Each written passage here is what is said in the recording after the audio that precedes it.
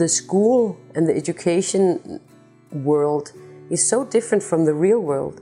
So what we actually do when we get out of the educational system is that we meet the real world, and it's suddenly expected that we can work and earn money and like be grown-ups. And so what we do, because we haven't been prepared for this at all, instead we've been sitting in classrooms reading books, and I cannot earn any money from doing that, that's for sure. So I go back into the educational system and I do a PhD, I do another master, I do something else and something else and something else. And I think that's a huge problem. I don't think the world needs more people who can do masters or who can do PhDs.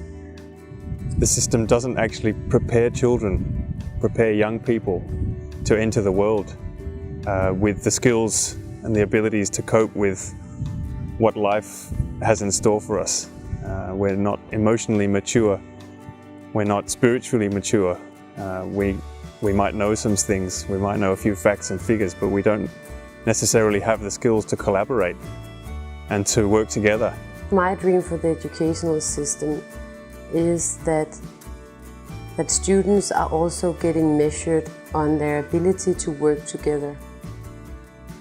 Not only that they're measured in how good they are at mathematics and biology and history, but that they get measured on their ability to work together, and they get measured on their ability to take leadership, and that it's part of their curriculum to do that.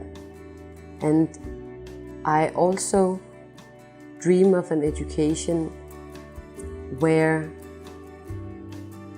the students are encouraged to work with what they're passionate about and what is needed in the world.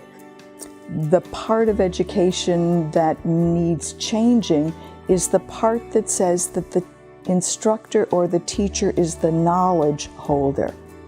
And that's true from the first time a child enters into an education program, that teacher's role, all the way through university, often into corporate training.